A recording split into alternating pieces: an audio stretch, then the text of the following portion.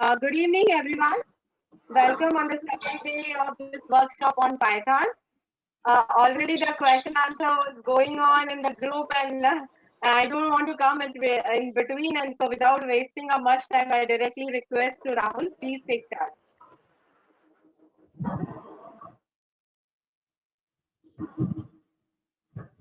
All right.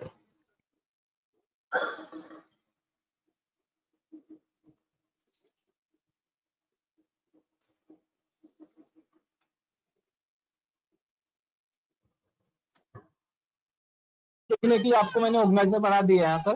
Question देख सकते हैं आप अभी।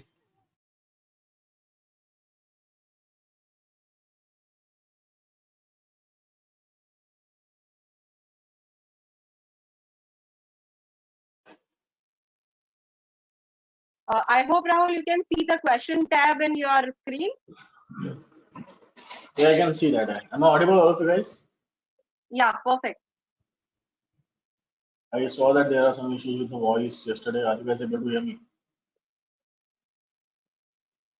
Now, as of now, it is good. Yeah, it is audible.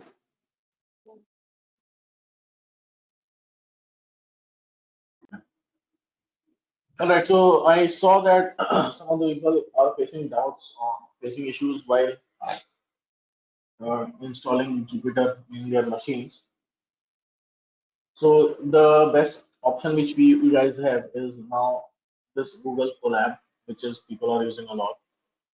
So this is a system provided by Google, and we can use this very well for doing the coding in the machines, right? And if your machine is not with good RAM, so this will give you a good option to do the coding. Here they are providing a 12 GB RAM, and you can very well do the coding in this particular option. So basically, this is like a Jupyter notebook provided by the Google. Here you can see that suppose I'm creating a variable a equal to 10. So you can see it is getting created. It is allocating some memory to you guys. So it's connecting to the server, and you will see that it will give me the details in some time. It's initializing. You can see it here. So when you hover here, you can see that it is giving me 12.72 GB RAM and 30 GB of hard disk space, right? So overall, it is pretty much fine, which will be used for your practice. You can save this file here, and it will automatically save in the Google Drive. So in your Google Drive, it will be saved. So you can go with this option. So those guys, as I mentioned, people are facing issues while connecting to Jupyter and installing Anaconda. So this is the best option which you will have. Okay. Now let's start with the class. So today we are going to discuss about some more stuff. If you guys remember, we had a discussion about list and tuple in the last session. Let me open Jupyter. So yesterday we had a discussion about different types of variables, which are integer, float, string, and boolean. So integer is nothing but when I have a value without decimal places, then it stores as an integer. When the values are in two decimals, then we have a float option, which we use. Then we have the third option, which is string, where I can store all the categories. And finally, we spoke about Boolean, which is the true and false data type. After that, we spoke about Python collection data types as well. In Python collection data types, we spoke about lists and tuples, where uh, lists are mutable. I can make changes in the list, and tuples are immutable, where I cannot make any changes, right? And if you want to create a list, then list can be created with a square bracket, and if I want to create a tuple, then tuple can be created with a normal bracket, right? So I can able to change the list, I cannot able to change the tuple. All right. And then we spoke about some of the functions associated with the lists. So there we talked about append and various different functions. So that was discussed in the last class.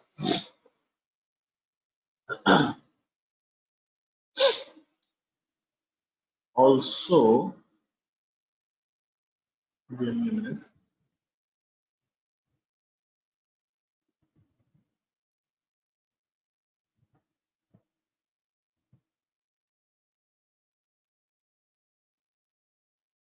Okay. So now the topics which we have to discuss today is the different types of data types, that is dictionaries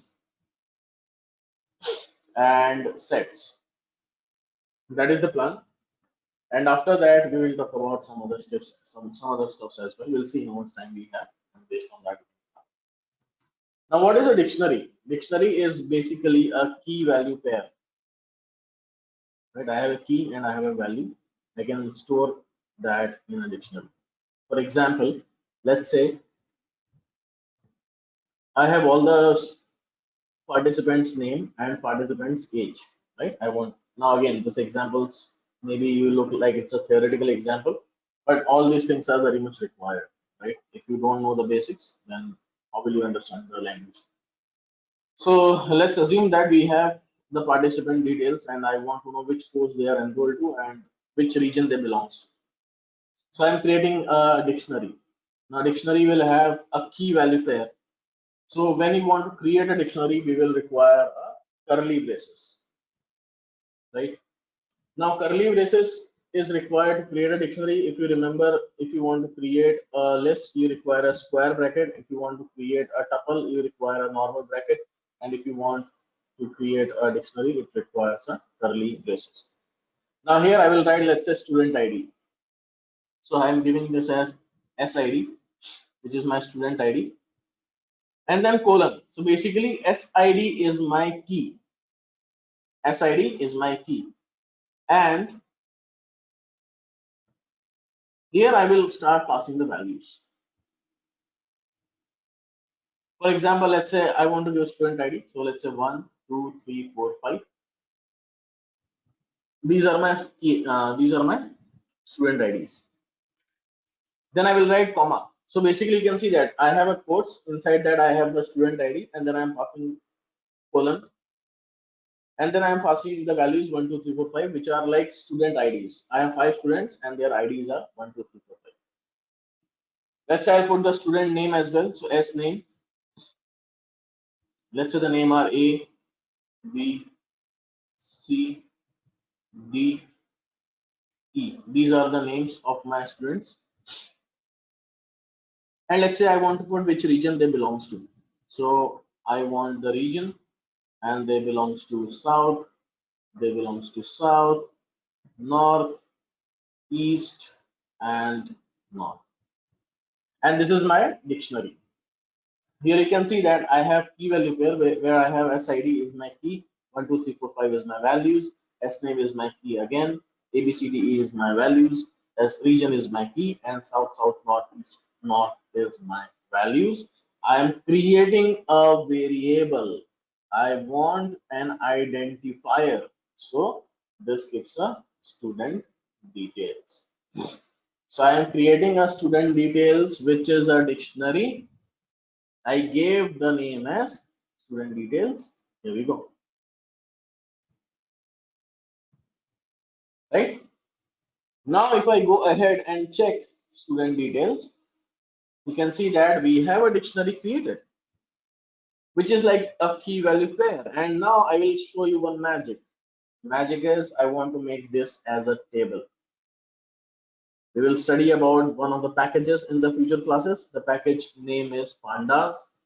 Pandas is a package which is making my data a structured data. If you see here, it is like key value pair. I am not able to read it properly, but I want to make it a beautiful table.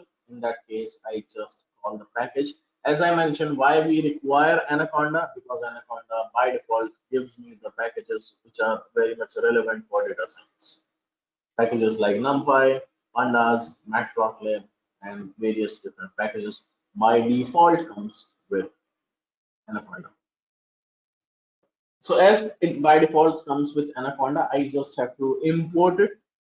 And for importing it, I will just write import pandas as ed. I am giving one alias. So pandas is a package name, and I'm giving you can say a nickname. I'm giving it as PD so that people can use that name again and again, because I don't want to write pandas dot multiple times. I will prefer to write PD dot. So PD has lot many functions. You can see the same way we saw the functions in the list. Same way PD has also a huge amount of functions. In this, I'm interested in the function called data frame, and data frame is nothing but a table in Python. I want to convert this dictionary, which is a student details, to a data frame. So pd.data frame, and I will pass student details, and here you can see that a table is created. It is not necessary to give alias, but people are using it because they don't want to write all this characters, right? So it's up to you guys whether you want to give alias or not. So here we have pd.data frame, and you can see that the dictionary which we had created is now a data frame, a table. PD is just the alias. Pandas is a package. I'm giving that as PD. Keshav. I can give Keshav also. I don't have any problem. Right? Import pandas as Keshav, and now I will use Keshav in place of pandas. I'm giving the nickname. That's it. Okay. Alias, you can say.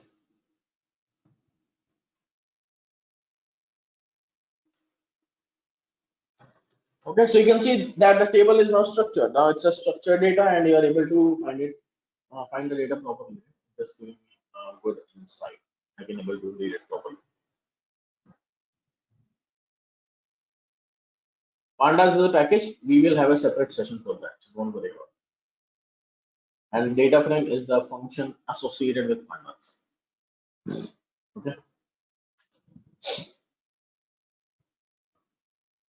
Now, if you guys are trying and it's not working, I cannot able to solve it now. We have 2 hours. After that, you can maybe put your error in the screenshot in the WhatsApp group, and we can discuss that. Right now, it's not working now. So as of now, if I try solving for all 250 attendees, it will be problem. We will not able to complete the sessions. Now,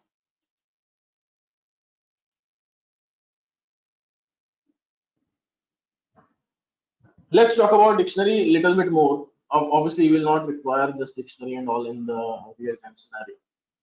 So I'll not talk much into detail.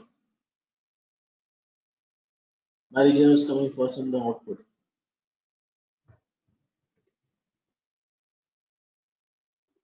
Because you are passing region first, that's why it's coming first in the output.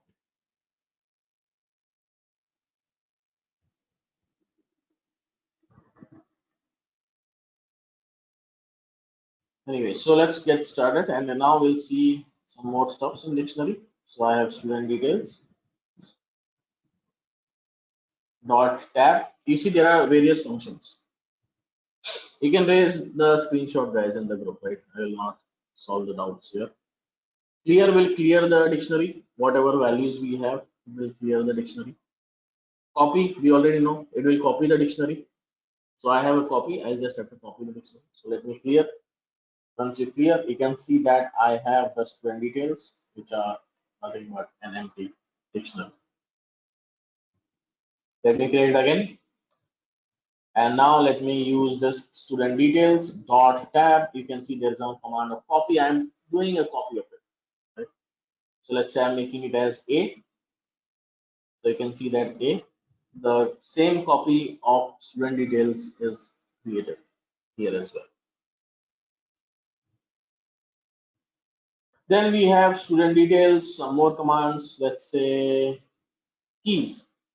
Now keys is helping me to get all the keys. Now you can see student ID is my key. Student name is my key. Student region is my key, right?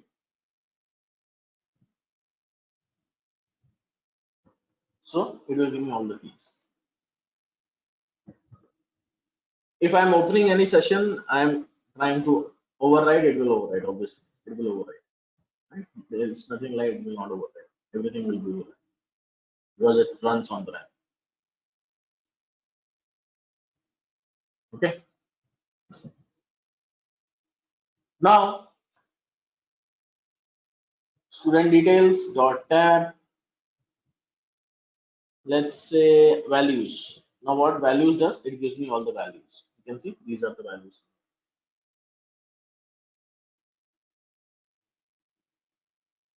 After a copy function, after clear function, I created the dictionary again. I executed this command again, Rajit, and after that I did the copy.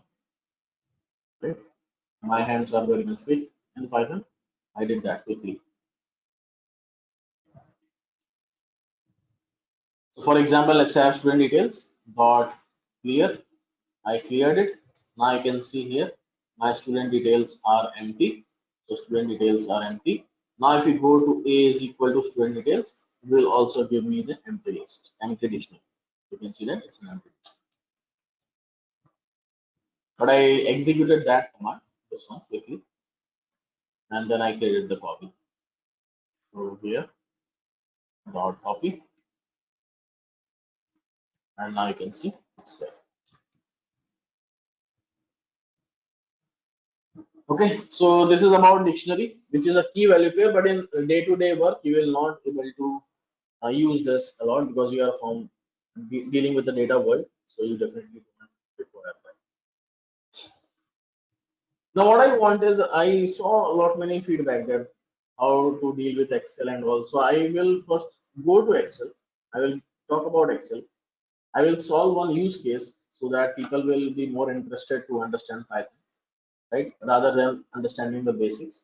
So I'm little bit changing my plan. My plan is to first show you guys the power of Python to some use cases, and then maybe you guys will think that how basics are important, right? So let me show you something.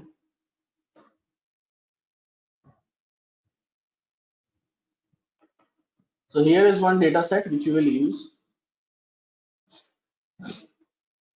If I will not write copy and directly run this, then it will give me the same memory. I don't want the same memory. It will, if I not run this, it will give me same memory location. I want on a separate memory. That's why I'm doing. Okay.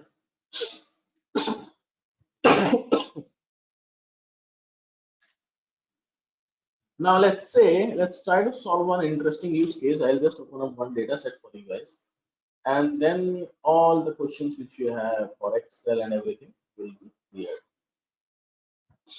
Give me a second to open that data.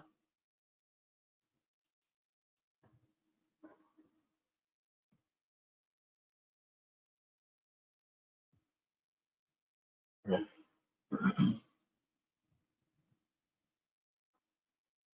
No, there is no difference in the syntax. Everything same. Everything will be the same. No difference. So here is my data set. Here we go. Here is the data. Okay, it's a, I think, CSV file, comma separated value file. So now what we want is that I want to know something from this data set. Here you can see I have country name, country code, birth rate, internet users, and income group. Now what we are interested in is that I want to know whether there is any relation between birth rate and internet users or not. Okay. Now by seeing this data, I cannot able to understand. Obviously, I need to create some charts. And again, as I mentioned, we will have a separate discussion on everything. It is just to make you feel interested about this program, right? But at the same time, the basic knowledge of Python is very much required as well. So now this is my data set, which is a CSV file. This CSV file is present in my desktop. I'll copy the location. I'll go to the properties and I will copy this location. This is my location, which is the desktop where the file is present. And then I'll come back to Python Anaconda, Jupyter Notebook, and will close this and we'll use that for our coding. Now, first of all, I have to tell Python that my file is present at the desktop. So how will I tell Python that the file is present in the desktop? So there is a package called OS, operating system, right? So there's a package called OS which we'll use for understanding or for helping Python understand that where my file is present. So I will write import OS. This OS will come by default with Python. Whether you are installing Python from Anaconda, whether you are installing Python from anywhere. So I will have to call that package. Package is nothing but a set of functions which we are passing in a file, right? So basically, I'm writing lot many logic and I'm putting in one file is what my package is, which can do lot many things. Suppose in your terms, suppose you are doing text filing, so you are creating a program which does lot many things. For retail customer, you have a separate policy. For other customers, you have a separate policy, and some different logics are there, and whatever you have, right? You are creating an entire code in a big file, and that file will be considered as a package. Same way, OS is a package which consists of lot many codes, and I'm using certain codes for my requirement, right? As simple as that. Now os dot get cwd. Get cwd is helping me understand what is my current working directory. Get current working directory. Where is actually my Python is pointing? Which directory? Let me check that. So it is at C users Rahul. But I want desktop location. I want to change the location because my file, the source file which is present, is at the desktop, right? So I have to tell Python that okay, do one thing, change the directory, chdir, change the directory, and I want this location. And you see here, I have double slashes coming in. This double slashes I have to put everywhere. So here I will put double slashes. So my new working directory is desktop. So when I see here, control home and control V, I can see that it is my desktop, which is the current working directory. OS is an operating system package which helps me to change the location, which helps me to check the location, and all those things can be done, right? Where the files can be saved, where from where I can read the file, all those settings can be done from here, right? So it's a package, same as pandas or any random package. Now I will use pandas. Pandas is a package which is very powerful package and helping me to read the data from various different file formats. My file which I'm using is CSV file, comma separated value file. It's like Excel file, but it is not an Excel file. If you see here, you can see that you will say that it's Excel file. It is not an Excel file. It is basically a comma separated value. Now, what does this comma separated value file means? I'll right click on this file and I will open it in Notepad++. You can see that the file, the column names are segregated by comma. That is why it is known as comma separated value files. The columns are segregated by comma. Now this is my comma separated value file is what I want to read, and I will use my pandas package pd.read CSV. You can see I have various options: clipboard, CSV, Excel, Feather, FWF, GBQ, HDF, HTML, JSON, ORC, Parquet, Pickle, SAS, SPSS, SQL. We have lot many options. We are dealing with Excel and CSV, so we'll talk about Excel and CSV. So I'll click on read underscore CSV and I will give the file name. My file name is demographic data.csv. So I want to read pd.read CSV and I'll get demographic data.csv. If you want the suggestion box like this, you just have to press tab button, press the tab button, automatically pd.tab. You will click the tab button, you will get this option. This is known as IntelliSense. And here I will pass demographic data.csv, control enter, and you can see that the entire data is now in my Python instance. How many records are there? Let me see that. Indexation starts with 0 in Python. We saw that in the last session, right? You can see my first record is 0. That means my indexation starts with 0. And now if I go down, you can see that I have 195 rows and 5 columns.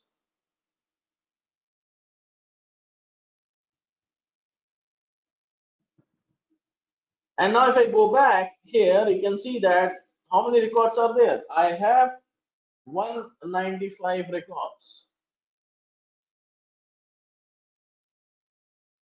And now how many columns are there? 1, 2, 3, 4, 5 columns are there, and that is what you can see here. I have 5 columns. Absolutely perfectly fine. Country name, country code, birth rate, internet users, and control. And now I want to create a what? I want to create a variable name for it, right? I want to give the name for it. I want to give identifier for it. Let me give this as df. So I created df, which consists of the data. Now you can see that I have entire data with me. There is no relation with the source file. I don't have any relation with the source file now, right? So everything which I am doing here now, it will not impact my source file. Suppose I want to make changes here, I can do the changes and I can export back to my local machine. That is pretty much possible. But as of now, any changes which I will make here, it will not be done on my source file. Regarding number of records, how many records we can fetch out, it's up to you, up to your machine. If your machine is 4 GB, then obviously you cannot read more than 2 or 3 GB because other machine processes also runs it, right? So bigger the RAM, more the data you have, right? My machine has 32 GB RAM, so I can have more data with it. If your machine has 4 GB RAM, then we will be less data with it. That's purely based on RAM because as we discussed in the last class, that it runs on RAM. All right. Now, what I want is I want to see how many records are there. Now, here you can see, if you go down here, you can see that I have 195 records. But I want to see through some command. Can I run some command to check the number of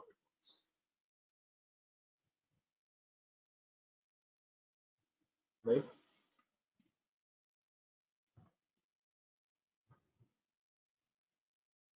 By default, the first column Python takes as heading.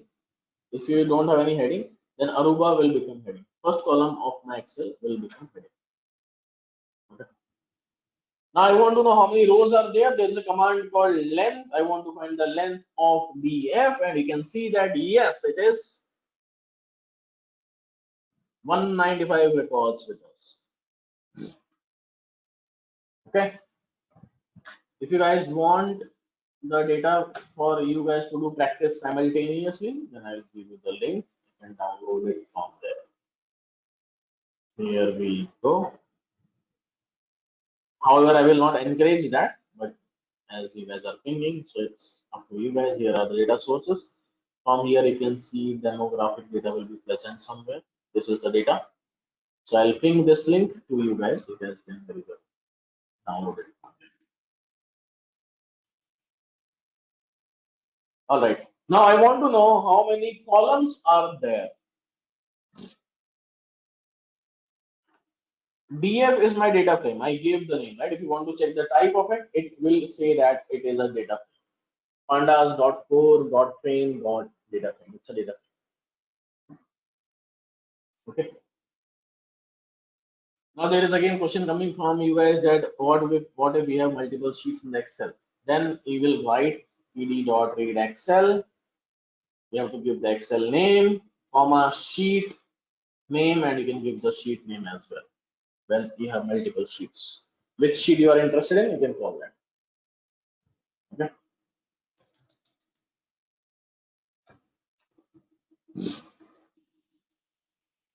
Now df I want to know how many columns are there. So df dot columns, and I will apply length of this. So there are 5 columns in my data set. Okay. If I want to know top 5 records or bottom 5 records, then in that case, I will go ahead and write df dot head. By default, it will give me top 5 records. If you put any value inside it, for example, let's say 6 records, it will give me top 6 records. If I go back here, df dot tail, and for 6 records, you can see that it will give me bottom 6 records. By default, it gives me 5 records. Now, one more interesting thing which we have is df.info. Info will give me the structure of a table. It will help me understand that my country name, country code, and income group is an object. Object means it's a categorical data. It's a category. And birth rate and internet users are float 64. 64 is the length basically. So birth rate and internet users are my float, and rest of the columns are my object. This gives me the idea about my data set. Also, one more command which we have is df.describe, which helps me understand about my numerical data. What is the total number of records? 195 for birth rate and internet users both. That means there are no null values in my data set.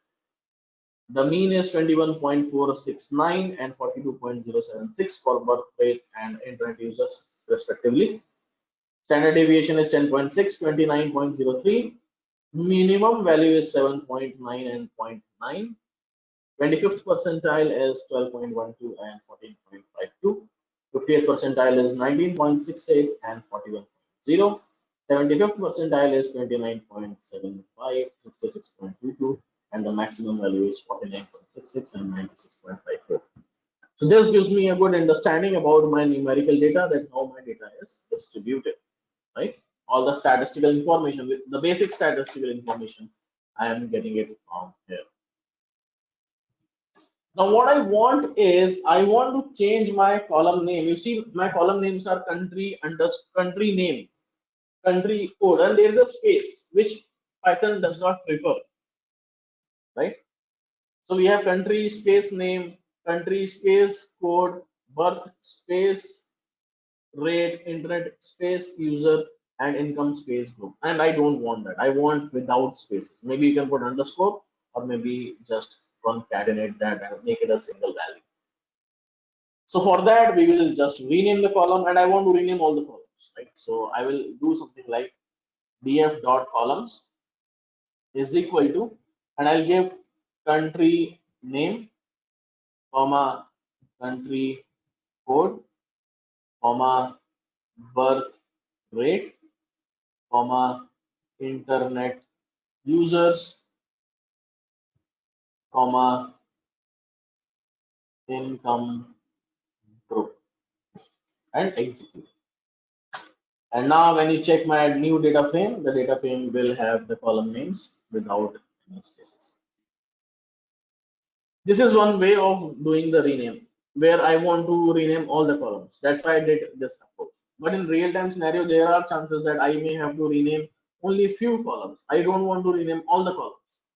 Then I cannot write all the column names here, because if I will go ahead and let's say I thought that okay, I don't want to change the income group and internet users, let's execute this, it will throw me an error, because this particular way of changing the column name requires all the column names. You see, expected access 5 elements, new values have 3 elements. It was looking for all the 5 elements.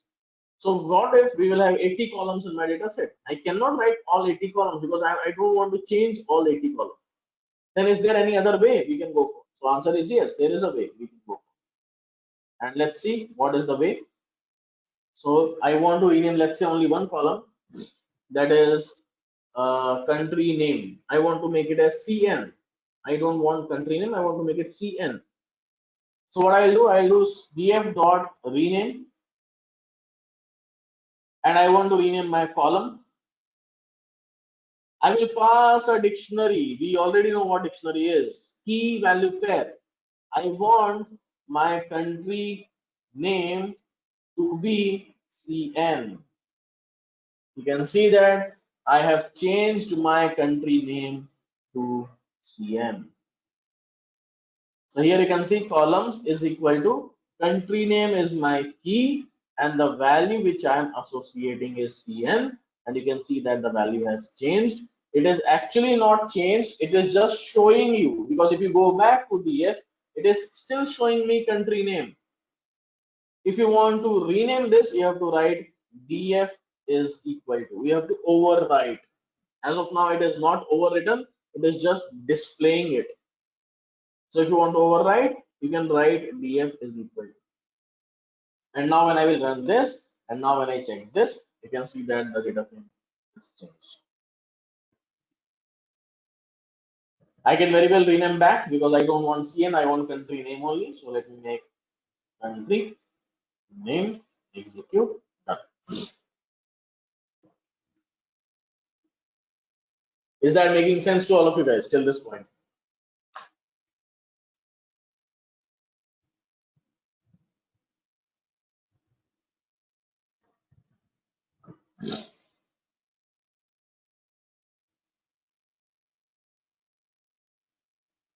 Let's go back to the basics. That's why I wanted to go slow, right? But I thought that let's give you the flavor of Python and you will understand, because every time when we are going ahead, right, we have to have the basics strong. If the foundation is not strong, then obviously it will be of no use. Right? If the foundation is weak, and I always prefer to go with a strong foundation. I don't like to that my foundation is weak. Anyways, we already started this exercise, so we'll complete that, and tomorrow we'll go back to the basics. Right? Today, just enjoy the flavor of Python. Enjoy what Python is. What is the power of Python?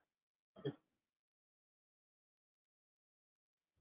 Now, what I want is I want to see only few columns. I have this data. Why one would prefer Python over Excel in this example? I'll come to that. I'll see all the steps. So DF, I want only country name, birth rate, and income group. Country name, birth rate, and income group. So I'll pass double square bracket. I'll have to pass double square bracket. Now, if you'll ask why double square bracket, it's a syntax. We have to pass that. So double square bracket, country name,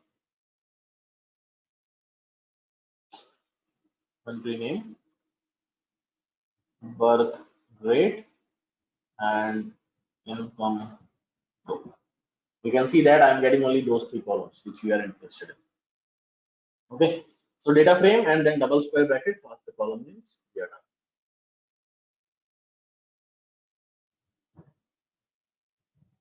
We can ignore, yeah. If you don't want capital names, that is perfectly fine. I prefer to have capital names. It is up to you how you want. Let's say I have this DF. Now I am interested in business says that can you give me all the data where gender is equal to, here gender is not there, sorry. So let's say I want all the data where income is high income. I want all the records where income is high.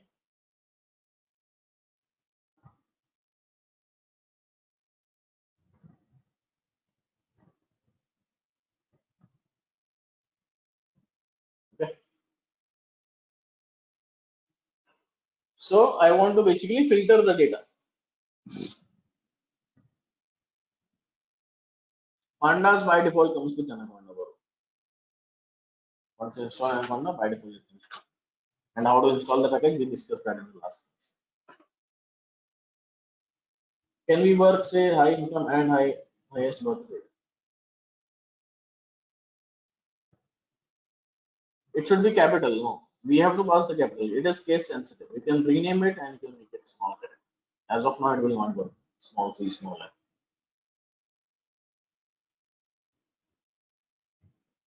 Yeah, I want to avoid the question, but this is distracting me also.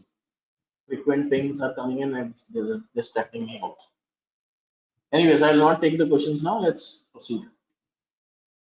So now what I'm interested in, I want all the people with high income, right? So I will apply a filter. Now how to apply the filter? df dot income group, right? Now we don't know the basics. We skip the basics. I want income group equal to high income.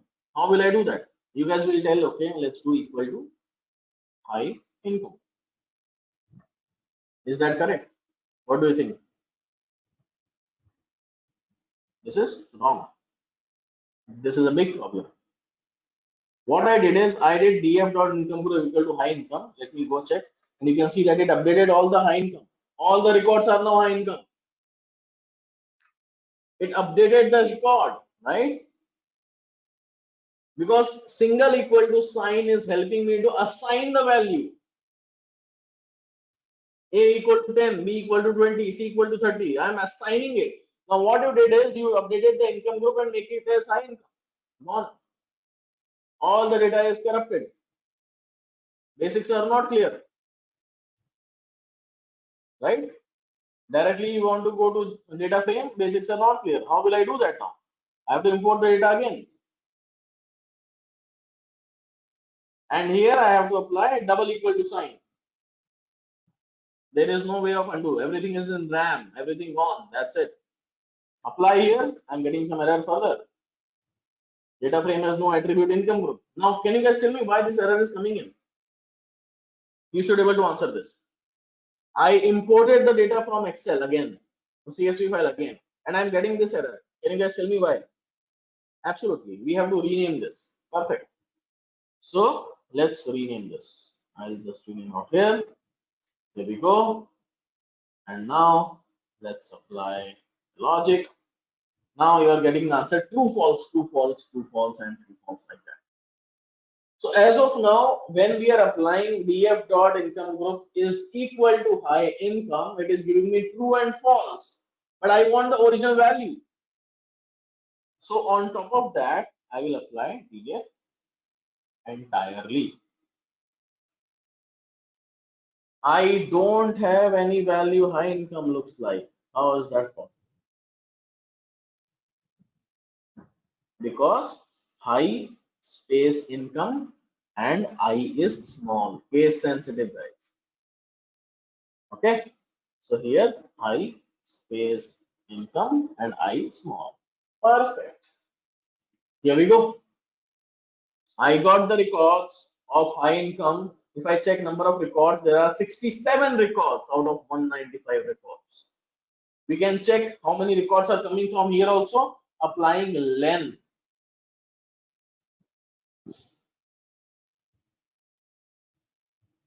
Okay.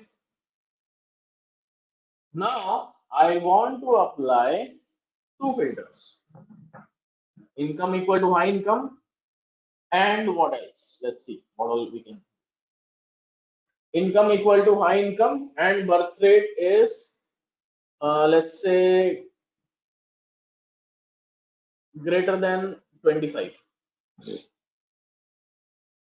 High income is coming from the source. I did not define that. It is from the source. So high income I want, and I want birth rate greater than 25. Two conditions I have to apply. So df dot income group is equal to high income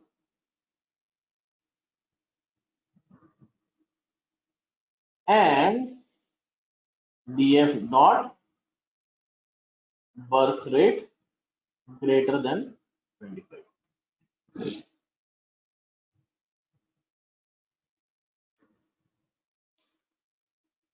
I'll share this sheet, don't worry. So now let me execute this. I'm getting an error. I am getting an error. Now this error coming again because we are not sure with the basics. We don't know the basics. I am writing this code as a layman. From the last class and today's class, what we have learned, based on that, I am doing something here. And you know that our foundations are not good. The problem is I have to pass all the individual values in a bracket. And this AND will not work. Ampersand will work. and again this bracket will be required. Every condition should be in the bracket, and ampersand will be required, and the output which you are seeing is Equatorial Guinea, which is 35.362, and it is high income. Only one record is there. Okay, so that is my AND clause, and I can write any number of conditions. So here AND is there, and again we'll have one more AND we can do that. Right? Same way, I'll go with OR also. I'll write a pipe character for or I require a pipe character. So you can see that I'm getting the data. 130 records I'm getting. OR means what? OR means either high income or greater than 25. Any of the conditions are meeting. Okay.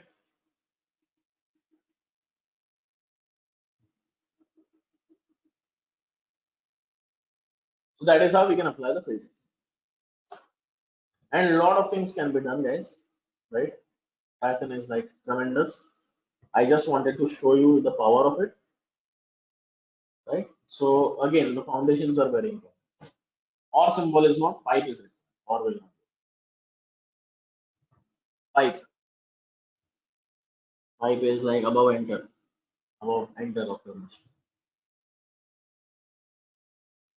Before for birth rate, Angular didn't come. Yeah, Angular did not come because it may not be a high income. It is upper middle income, right? We applied the condition and how Angular will come. Okay. Now let me just create one quick chart for you guys, and then we'll go back to the basics. I want to know whether there is a relation between birth rate and internet user is there or not, is what my task was. And birth rate and internet users both are numbers. Now, when we have two numbers, which chart we prefer? Those guys who learn Tableau. When we have two numbers, which chart will be preferred? Which chart we use? Bar chart? No. Absolutely not. Saket, you are correct. Line is wrong. I need answers, guys.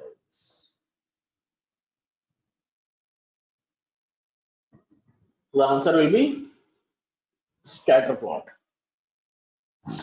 You must have seen a scatter plot like this. Scatter plot. You must have seen this type of plot, right? Where I have x-axis also number, y-axis also number. Here also I have the same scenario. Where is that? Birth rate and internet users both are number. So I want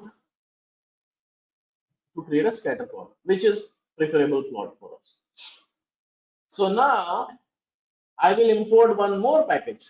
Python is a package-driven programming language. That is what we saw in the last class. That is what we discussed in the last class. We have to apply package. Package will take care of the things. There is a very beautiful package in Python which is known as cbon, which again comes with Anaconda. You just have to import the package and that will take care of the things. So let me import cbon. So import cbon as SNS. Again, SNS is what I'm giving the alias. If you want, you can give it. If you don't want, that is perfectly fine. No issues with that. And now there is a plot called lm plot in cbon. SNS.lm plot. Data is equal to df. My x-axis, I want it to be birth rate. And my y-axis, I want it to be income. What is that? Internet users. Internet users. And you can see that a beautiful plot is created. You can see here I have this line coming in. Someone studied regression as well. Y is equal to mx plus c. This is the line which is nothing but y is equal to mx plus c, where y is my introducers and birth rate is my x, right? So this line, slope of a line will give me the data. Y is equal to mx plus c. I don't want this line as of now because we are not talking about regression here. So I'll just comma fit reg equal to, I will make it, line will not be there. One more thing I will do here is hue, I want income group. Hue is for color. I want to give hue. Hue is for color. And now you can see that a plot coming in nicely. Let me make it vice versa. Let me make this as y and let me make this as x. Now you can see it's making a lot of sense. That blue ones are the high income. Blue ones are the high income. Green ones are the upper middle income. Orange ones are the low income, and red ones are the lower middle, right? And you can see that people with high internet users has less birth rate. Maybe they are more developed country, they have more internet connectivity, they are knowing the impact of family planning and all those things. That's why the population is less. However, in the low income, the internet users are less. Obviously, the countries are not well developed and they don't know what will happen if the population will increase, right? So that is what I'm getting this data from, the pattern from this data. Right. So this is an idea about Python, how Python can be used for data analysis. But as I mentioned, basics are really important. So we'll go back to the basics and we'll do it. We can do pivot and everything.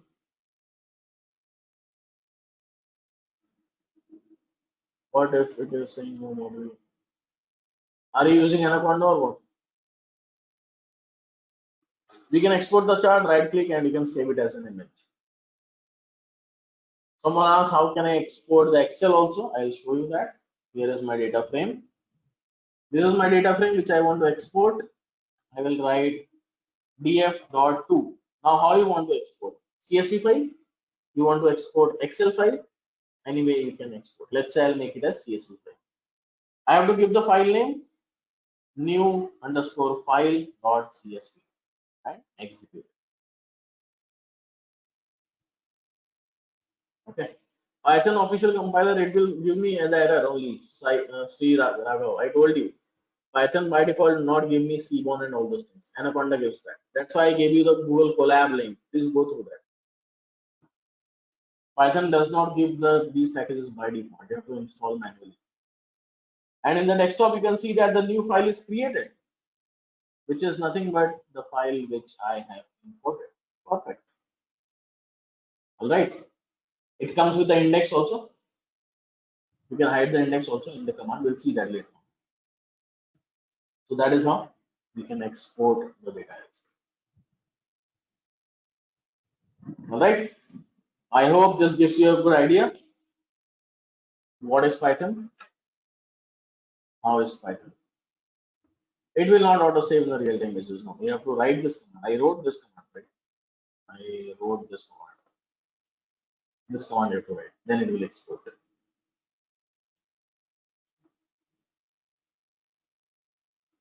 Okay, so let's get started back to the basics. Now let's talk about the another data type which is known as sets. We spoke about dictionary, we spoke about tuples, we spoke about lists. Now we will speak about sets. Now what is a set?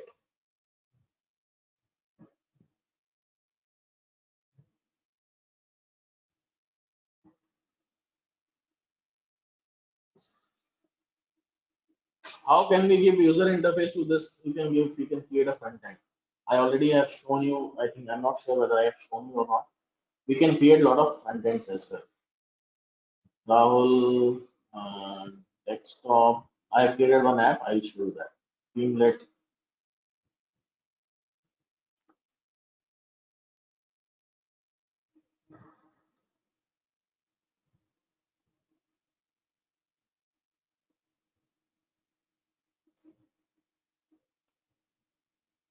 So you can see that this is the front end where I am asking user to put the details. According to the same also we can, here I am doing some regression problem. I am doing some regression problem with predicting the salary of my employee based on the experience. We can create charts also. Lot many things can be done. So suppose I will change the value, my chart will change automatically. All those apps can be built. This is a package which is Streamlit package, which comes again from Python, right?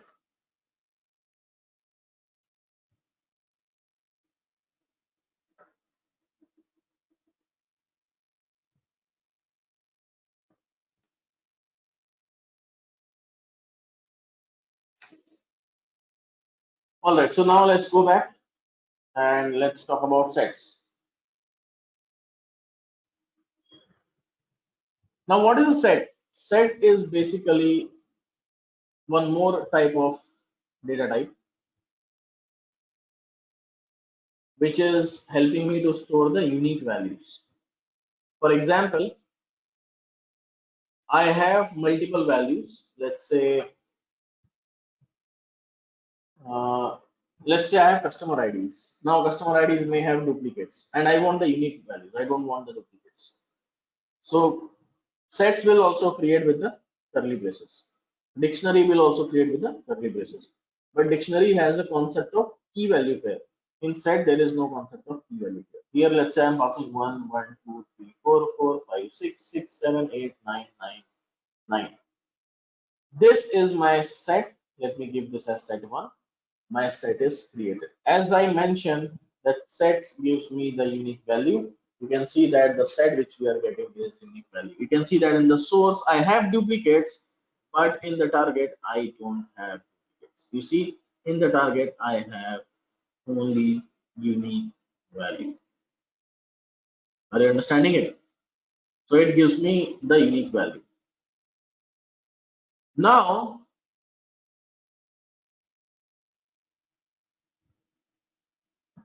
can you guys tell me what is the index of number 4?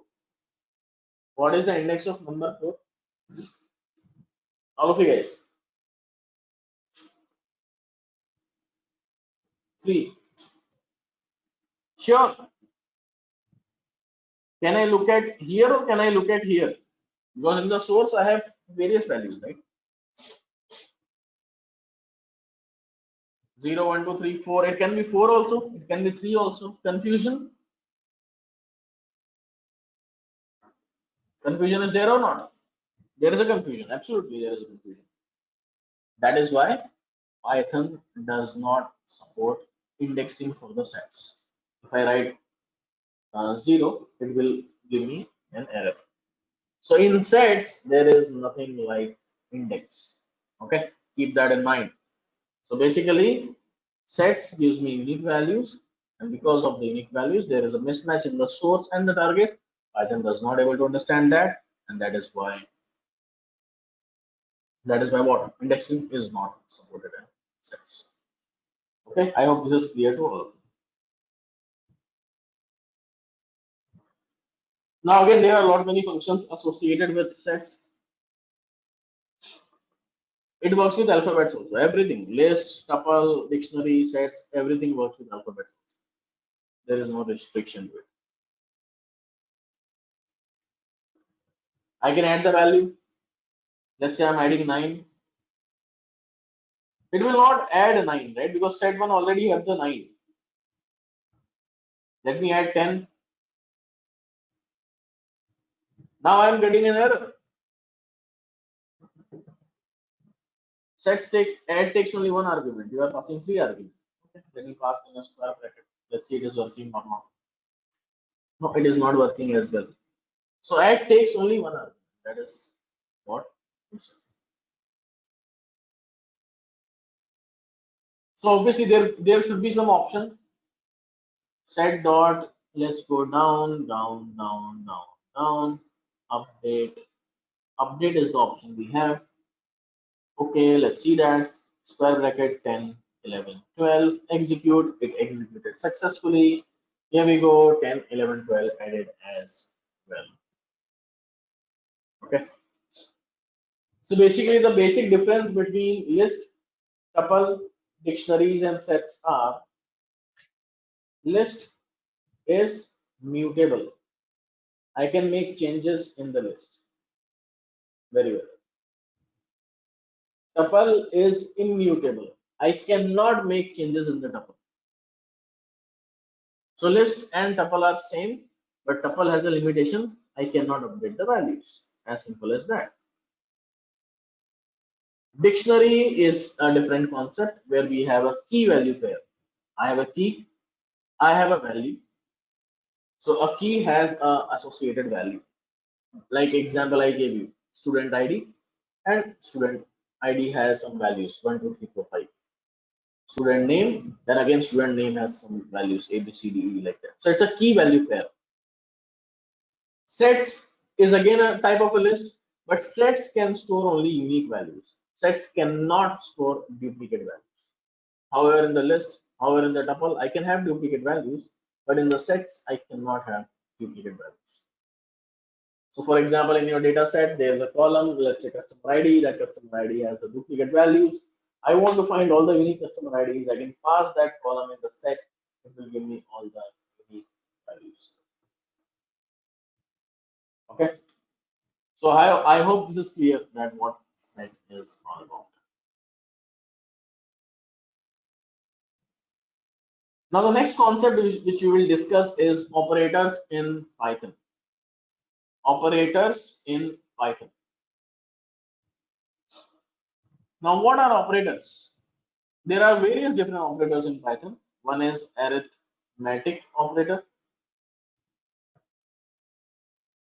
which you guys may use a lot. Then we have relational operator. Then we have equality operator.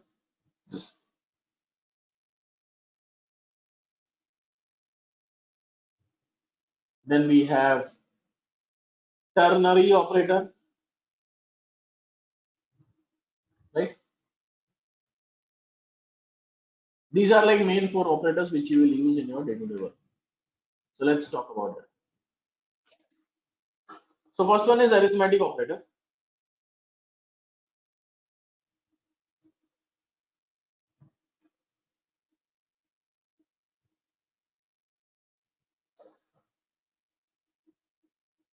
The arithmetic operators are plus, minus, division, multiplication.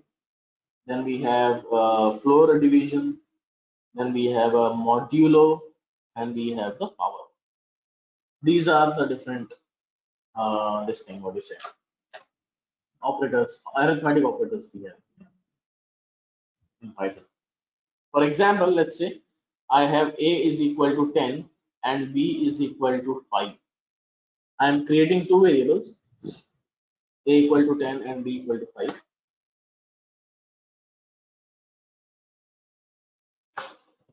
And then I have A plus B. Print A plus B colon comma B plus B.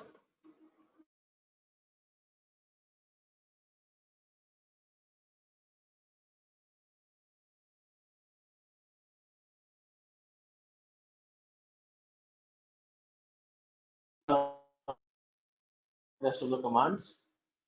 So A minus B, A multiply by B,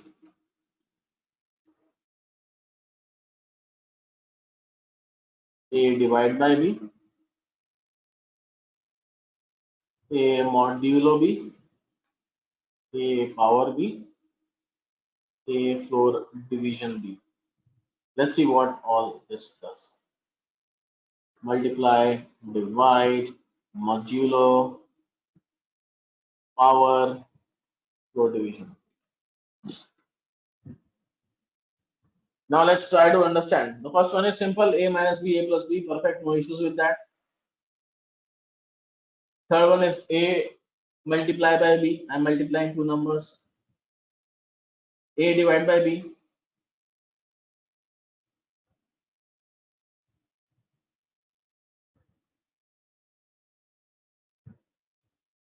Okay. Then a modulo b. Now what is modulo? Modulo is nothing but remainder. Right? I'm passing the remainder. If I divide 10 by 5, what will be the output? 0.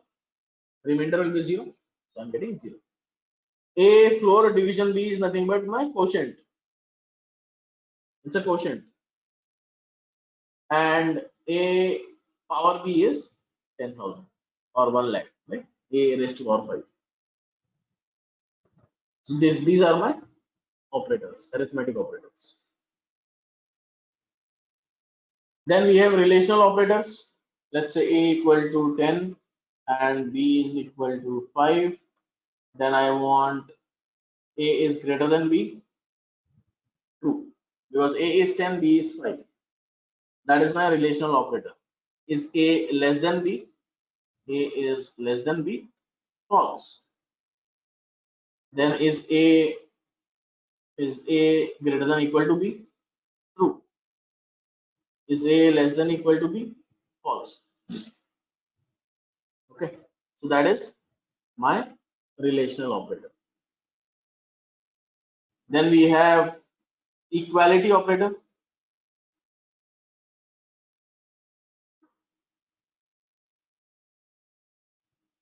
A is equal to 10, b is equal to 5, a is equal to b. False. Is a not equal to b? True. That is my equality operator.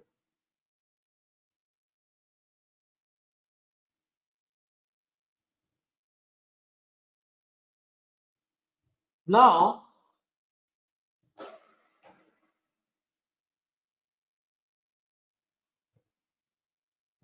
set can be used, yes, absolutely. Then we have a ternary operator, which is again one of the interesting way of writing the code. For example, let's say x is equal to 30 if 10 is greater than 20, else 40. Can you guys tell me what is the output of x? Relational operator is nothing but greater than equal to sign and all those things. Equality is just checking whether the value is equal or not. 30 if 10 is greater than 20, else 40. So answer should be 40, right?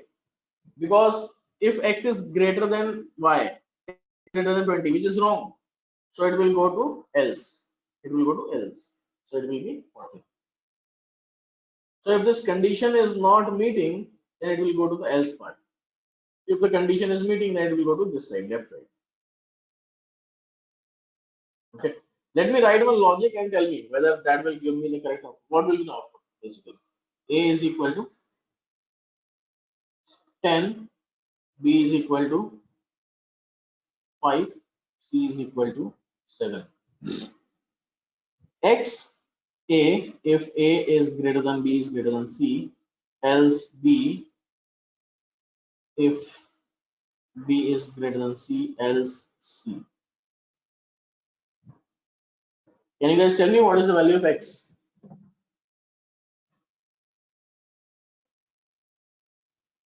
All of you guys are saying 7. It will be 7 because this condition is false, right? Because a is greater than b, yes, but b is greater than c, no. That is why it is wrong. So it will give me c. Let me check that. I'm getting 7. But basically what I want is I want to know, like I want to know which is the biggest number. That means that this logic is not satisfying that condition, right?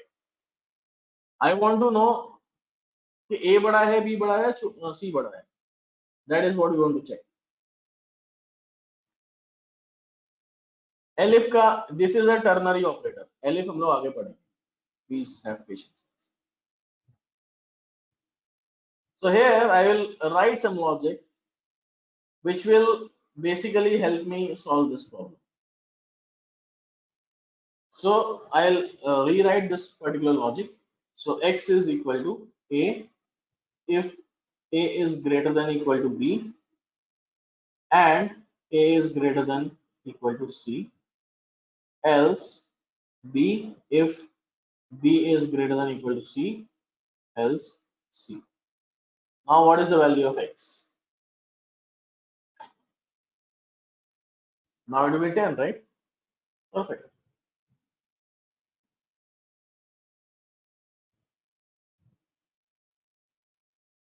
Okay.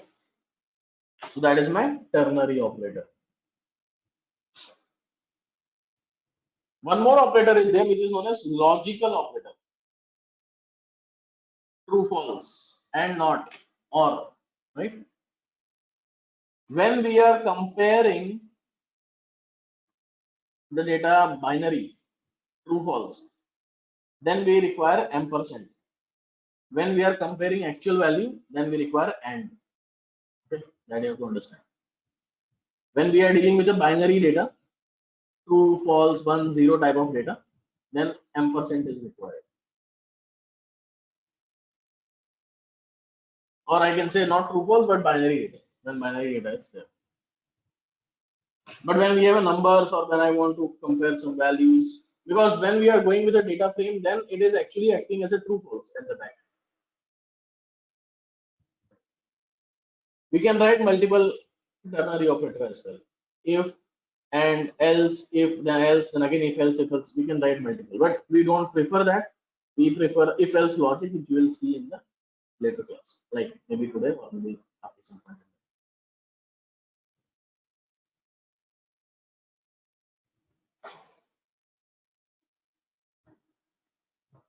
In else, B less than C will not come because B less than C is a condition. We have to write in a condition, in the if condition. You are saying else B less than C. Else B less than C means what? It will not give me any output. It will give me true or false, or maybe it will give me error. I need an output. So logical operator are and, or, not. These are my logical operators.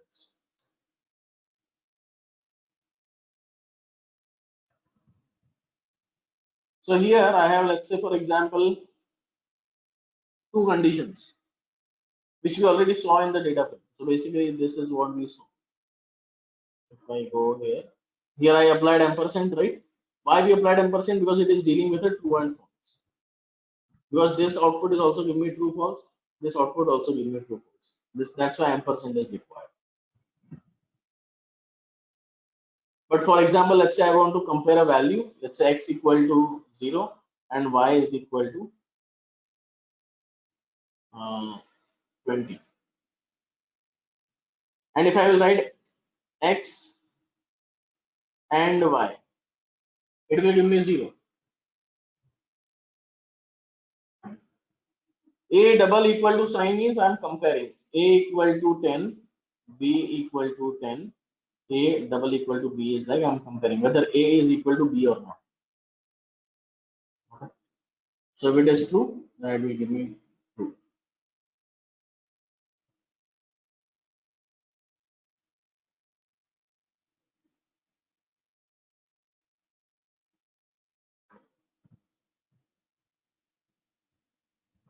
Okay. So here in Python any non-zero number is considered as true because Python internally stores true as 1. For example, let's say I have true, right? I will convert this true to an integer. You can see it is giving me 1. Suppose I have false, it is giving me 0. So basically any non-zero number, Python gives that as true. Okay. X and Y here we are not doing any multiplication. It is just this zero means false, Y means true. As I mentioned, any non-zero number is true. So I am saying false and true. When it is false and true, then what is the output? False, right? True and true is true. True or true is true. True or false is true. Like that. If I have x equal to 1, y equal to 10, then it will give me 10. Yes, absolutely, it will give me 10. So when I have x is equal to 1, y is equal to 10, I will write x and y. It will give me 10 because the first one is also true, second one is also true. So giving me the last value, that is 10. Suppose I am writing or, then it will give me 1 because it will give me the first true value only. It will never go to the next true value because I know next one is also. So this is more used in the proper programming type of knowledge. Here we don't really require that. Right? So normally we don't require this. I think someone asked whether logical operator is there. So yes, it is there. Now there is a concept of input and output as well. For example, I want to ask user to enter some number. Right? I want to ask user enter your tax rate or something. I'm not very much good in CA, right? I'm not CA. A is equal to input, enter your tax rate. And then I want to know what is the value of A. So I'm let me pass 10.5. So I'm getting 10.5. So here you are getting an option to user. You're giving an option to the user to pass the value. What value are you interested in? So whatever user will pass, it will give me that value.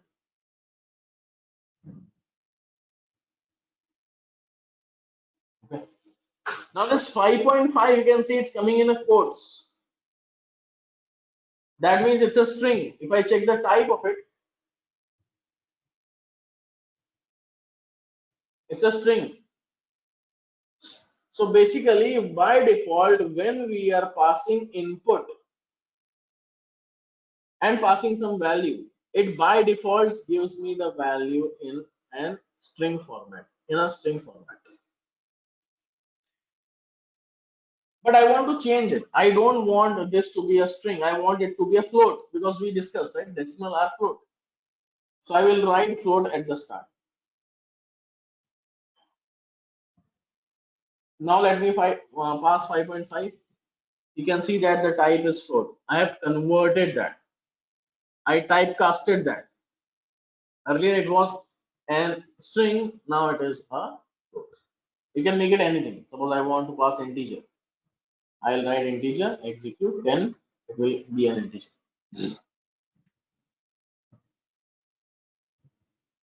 Okay, so this is my input statement which you can use for getting the details from the user. Same way there is an output statement as well. Output is nothing but print statement. So for example, I have print hello, print I am passing nothing, print hi. You can see that hello and then one space because here I am passing print without anything. So it is giving me one empty line. It's an empty line between hello and hi. And then hi again coming.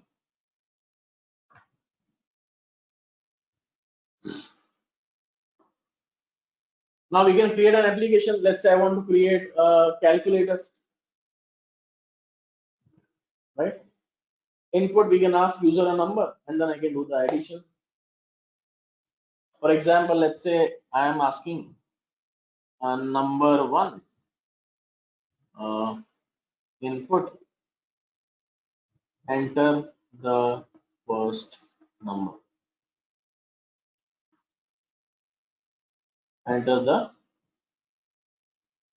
second number.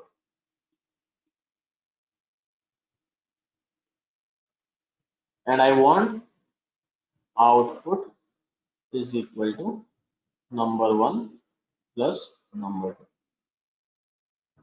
And obviously I have to typecast it because by default it will give me string. So I want to make it an integer.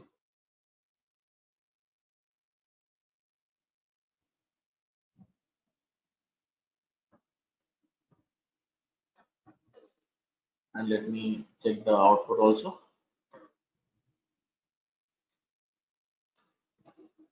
Okay, so I'm able to add the numbers.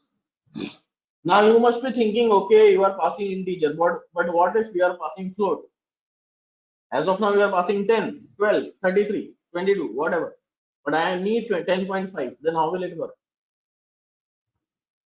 Then maybe we can go with the float. Let me convert this to float.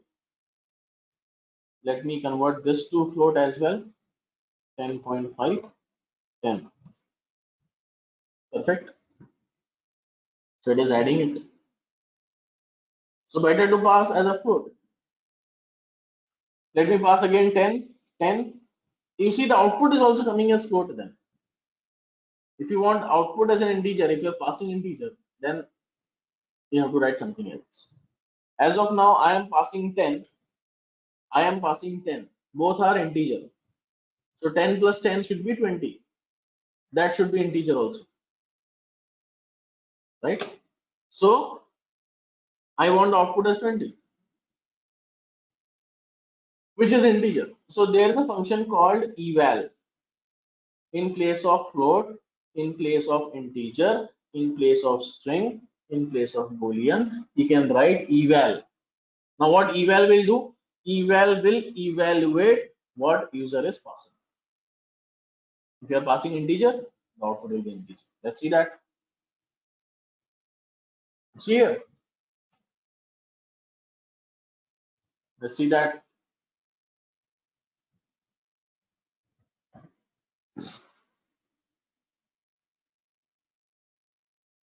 Okay. So that is how we can do it. So this is my eval statement which evaluates the value. Then one more way of printing we have. Let's say I have name. Name is equal to Rahul. Then we have salary is equal to 10,000.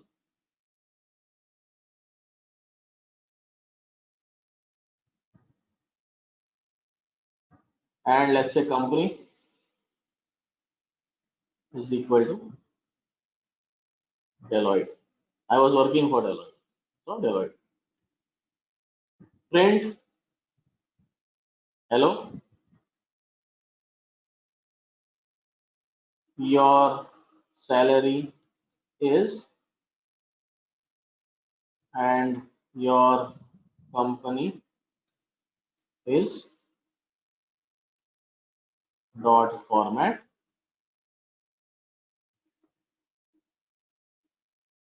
name salary company. So now you can see that this is like 3 placeholders. You are passing name, you are passing salary, you are passing company. Now what will happen? This name will go to the first placeholder, salary will go to the second placeholder, and company will go to the third placeholder. Because this is a tuple, right? Normal bracket, it's a tuple. So first value will go here, second value will go here, third value will go here. Let's see that. Hello Rahul, your salary is 10,000 and the company is Deloitte.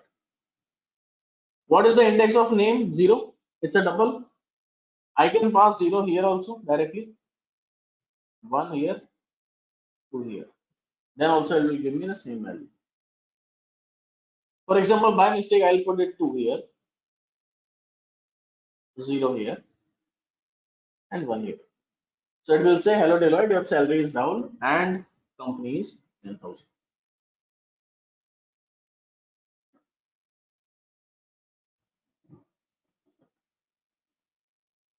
Okay. I can also write n is equal to name, n is equal to name, s is equal to salary, and c is equal to company. Here I will write name, salary, and company.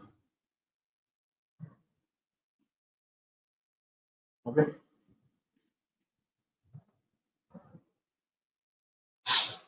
And as of now, I hard coded the value. You can make it a dynamic program also. One by one, you want to write the username, right? That is also possible. In place of this, I'll call input, and input will take the value and give the output. If you want, we can create that. So here I don't want name directly. I want to ask user. So input, enter your name. Let's say integer input, enter your salary. Input,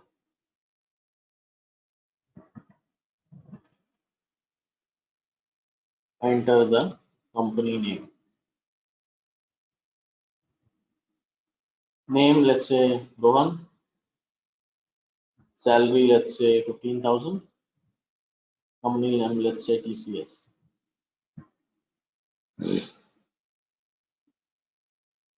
Okay. So you can ask user again and again.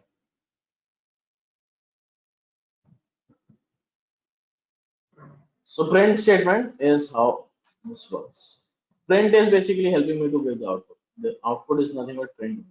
From print only we can get output.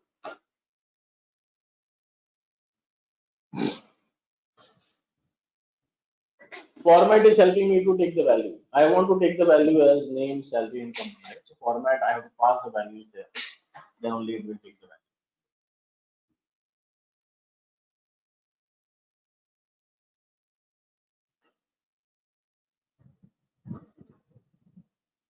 Now, let me show you one more stuff.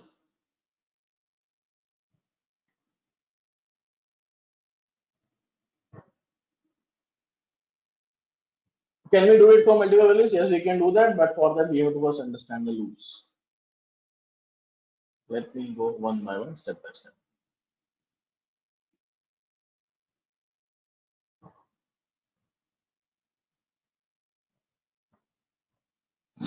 Now, the next topic which we want to discuss is flow control. If and else statement. Okay.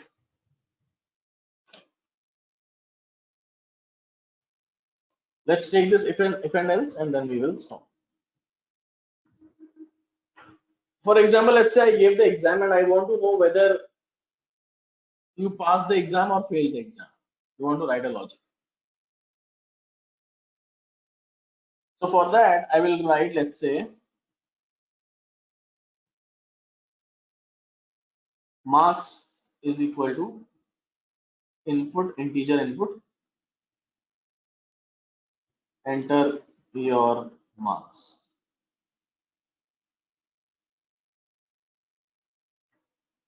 Okay. And here, based on the marks, I want to give the grade. So if marks is less than 35, print your grade is E. Elif marks is greater than equal to 35 and marks is less than equal to 45, then print your grade is D. Elif marks is greater than 45 and marks is less than equal to 55, print your grade is C. Elif, I can write multiple Elif conditions, no limitation. Marks greater than 56 and marks less than equal to 65, then print your grade is B. Else elif marks greater than 65 and marks less than equal to 75, print your grade is A. Else, let's apply elif. Let's apply else, sorry, last condition. Else print your grade is A plus. I got 34, your grade is E. Oh my god, I failed the exam.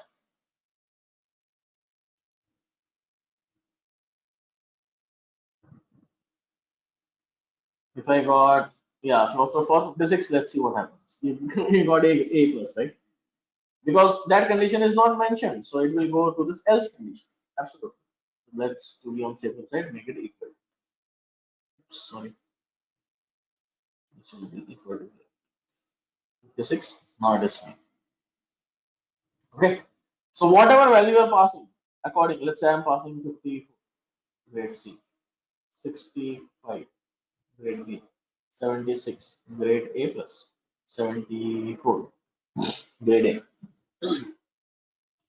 Right. So that is how you can write the condition. That is how you can create your calculators as well. Calculator and whatever. Right. Add, subtract, multiply, all this.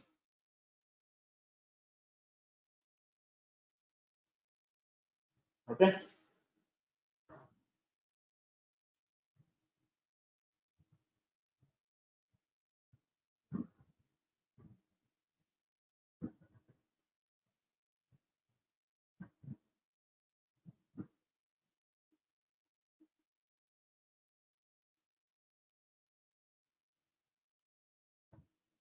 Is that making sense, all of you? You can do that. Yeah, absolutely, you can do that. Let me create a small calculator. Tomorrow we will discuss about the function. I'm using function here today. Don't worry about that, but logic will remain the same. Let's create a calculator. So I'm creating a function. To create a function, we have def command, calculator, and let's say I want to give two numbers. As of now, I'm solving for two numbers.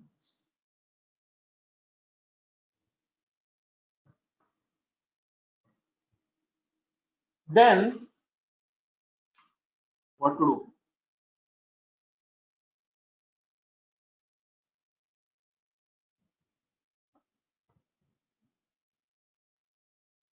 I think leave it. It will be very tough for you guys to understand. Let's ignore that. We'll discuss that later on. Okay. As of now, I can create a separate calculator, plus minus. That is fine.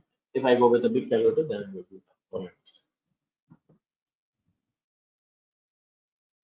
Income amount, texted, we can do that. That is up to you, right? For example, let's say, can you guys give me any formula for any text? I'll put income amount and tax rate. Give me some formula. Let's apply that.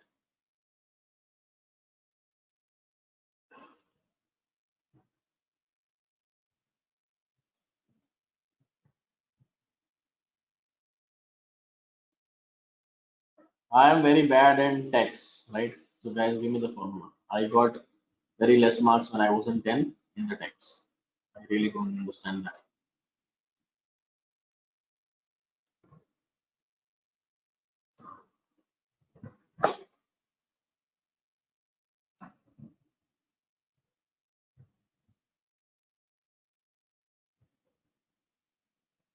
So basically, based on the amount, it will automatically understand the text, right? Something like that you are saying. So let's assume that. So if income amount is less than 250000, right? Then I want tax is equal to income amount multiplied by no tax, right? So tax amount will be into 0. Let's say like this. Let me check whether it is working fine or not. Then that's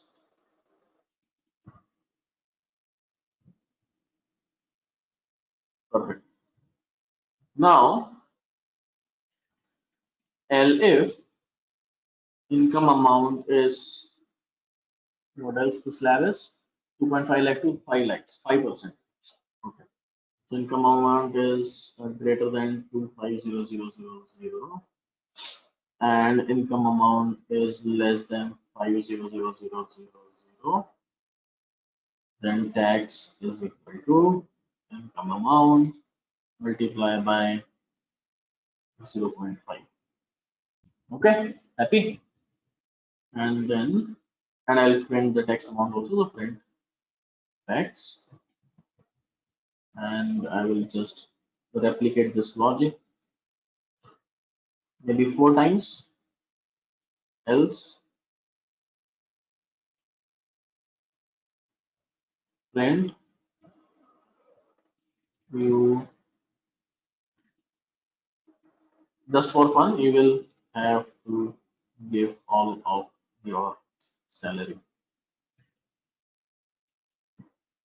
Now here I have 5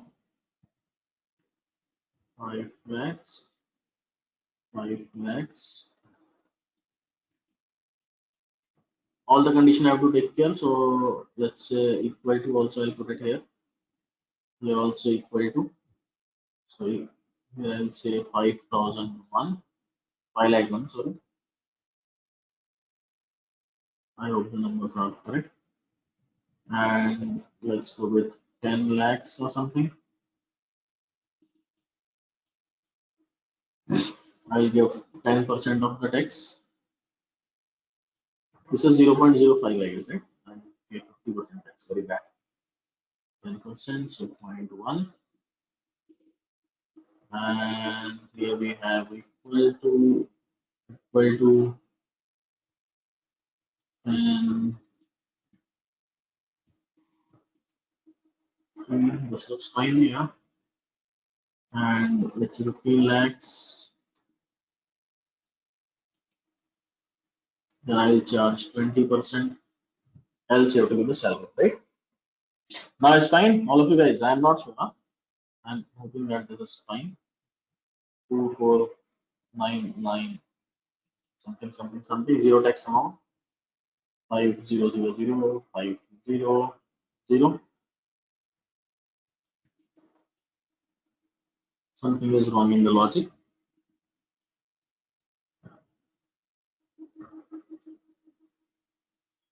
It will be 10 lakhs. So remember, this will be 10 lakh. This will be 10 lakh 1, and it is one more zero, I guess. Yeah, now it should work fine. Perfect. Okay. So if my salary is more than 15 lakhs, then I have to give my all the salary. Is that cool? All of you guys. Now whatever calculation you can do it, right? It's up to you. But this is how we can write the logic.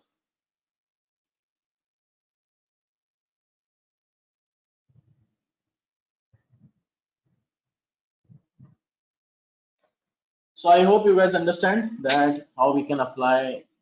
Now, as I mentioned on the WhatsApp chat as well, that if you think of any idea, then please let me know. We can very well go ahead and try to create a beautiful app. Maybe I can ask my team to create for you guys. My HR solution is on the predictions. It created on the linear regression.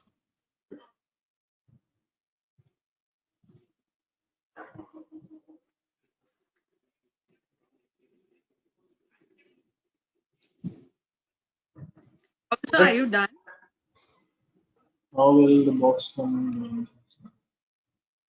How will the box come? Where this will come because of this input command. When we are passing this input command,